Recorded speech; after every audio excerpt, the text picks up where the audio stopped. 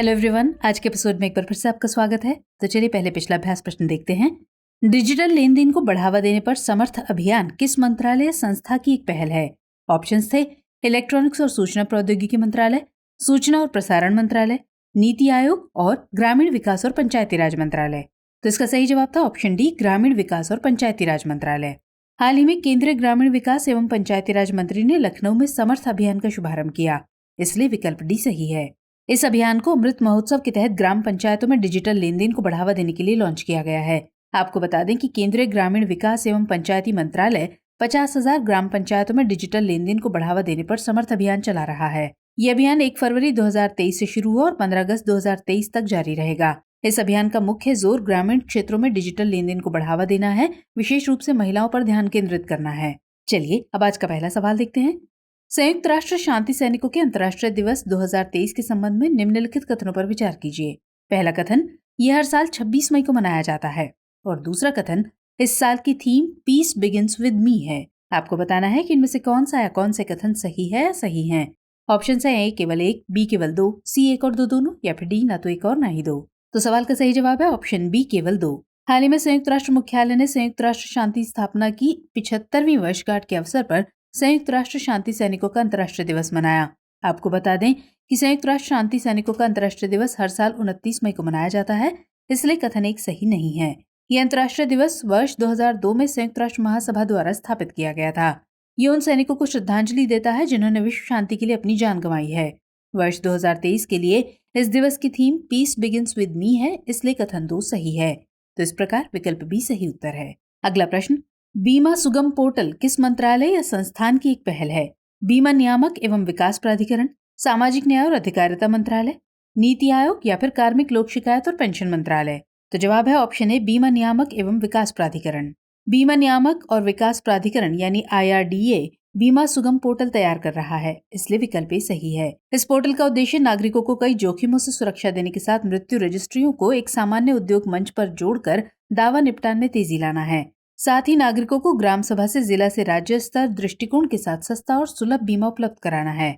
ये पोर्टल ग्राहकों के लिए वन स्टॉप शॉप बनाने के लिए बीमाकर्ताओं और वितरकों को एक प्लेटफॉर्म पर एकीकृत करेगा, जो बाद में उसी पोर्टल के माध्यम से सेवा अनुरोध और दावों का निपटान कर सकते हैं। चलिए नेक्स्ट क्वेश्चन।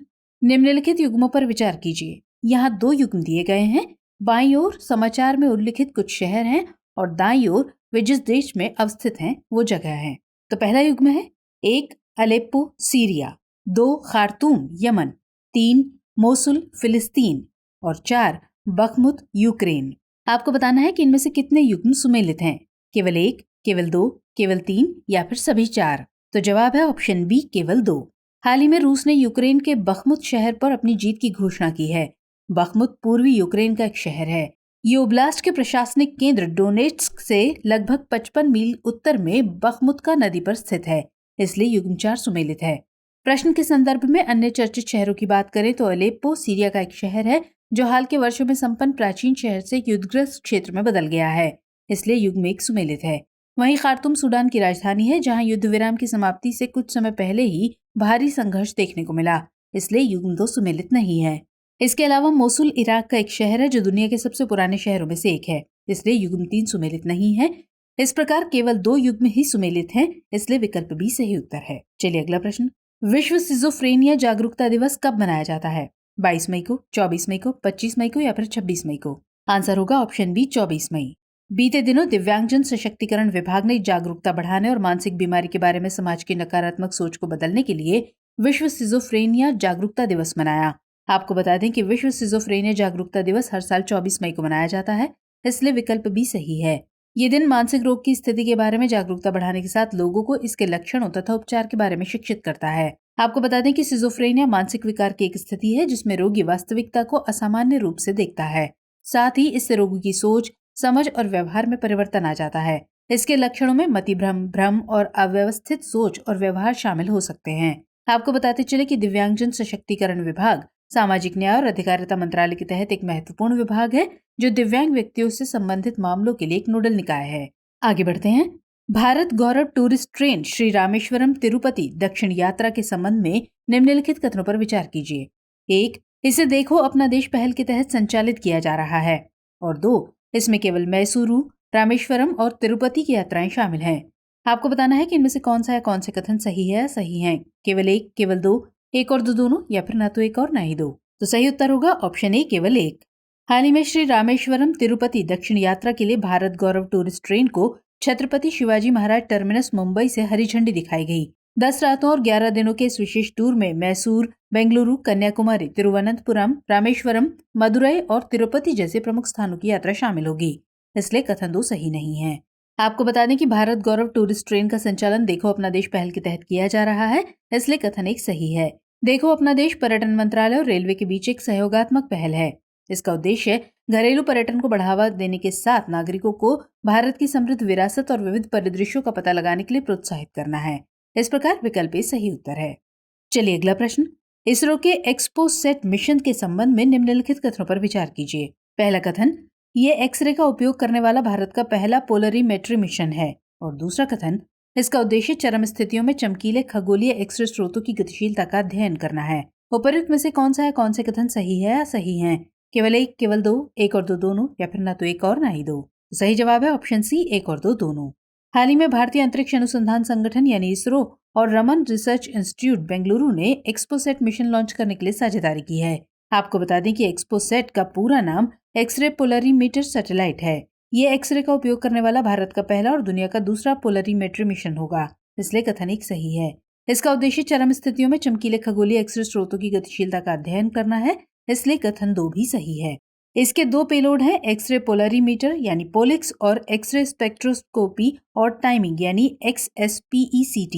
इस प्रकार विकल्प सी सही उत्तर है। नेक्स्ट क्वेश्चन, निम्नलिखित में से कौन सा युग्म 10 डिग्री चैनल द्वारा एक दूसरे से अलग किया जाता है? अंडमान और निकोबार, निकोबार और सुमात्रा, दक्षिण अंडमान और छोटा अंडमान, या फिर सुमात्रा और जावा। तो जवाब है ऑप्शन ए, अंडमान और निकोबार। हाल ही में अंडमान और निकोबार द्वीप समूह पर सागर परिक्रमा कार्यक्रम का 6ठा चरण शुरू हुआ। अंडमान और निकोबार द्वीप समूह भारत का एक केंद्र शासित प्रदेश है। ये बंगाल की खाड़ी के दक्षिण में हिंद महासागर में स्थित है। अंडमान और निकोबार द्वीप समूह लगभग 572 छोटे बड़े द्वीपों से मिलकर बना है। यहाँ मुख्य रूप से 2 द्वीप समूह हैं, अंडमान द्वीप समूह और निकोबार द्वीप समूह। इन 2 समूहों को 10 डिग्री चैनल द्वारा अलग किया गया है, इसलिए विकल्प ए सही है। आपको बताते चले कि 10 डिग्री चैनल जहां अंडमान और निकोबार द्वीप को अलग करता है, वहीं 9 डिग्री चैनल लक्षद्वीप के मिनिकॉय द्वीप को मुख्य लक्षद्वीप द्वीप समूह से अलग करता है, जबकि 8 डिग्री चैनल मिनिकॉय और मालदीव के द्वीप को अलग करता है। अगला सवाल, हाल ही में खबरों में रही बैलिस्टिक मिसाइल खुर्रम शहर 4 किस देश द्वारा लॉन्च की गई है?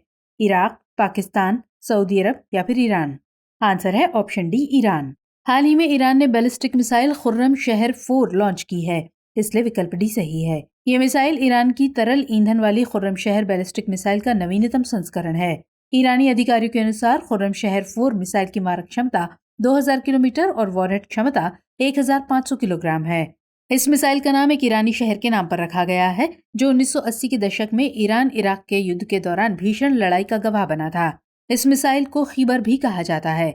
इसे उत्तर कोरिया की मुसुदन बैलिस्टिक मिसाइल के बाद तैयार किया गया है। चलिए अब नोट कर लीजिए अभ्यास प्रश्न। हाल ही में समाचारों में देखा गया स्प्रैटली द्वीप समूह कहाँ स्थित है? ए, हिंद महासागर, बी, अटलांटिक महासागर, सी, सोलोमन सागर, या फिर डी, दक्षिण चीन सागर। तो सवाल का जवाब कमेंट सेक्शन में देना मत भूलिएगा। मुलाकात होगी अगले एपिसोड में इस क्वेश्चन के आंसर के साथ। तब तक के लिए जय हिंद।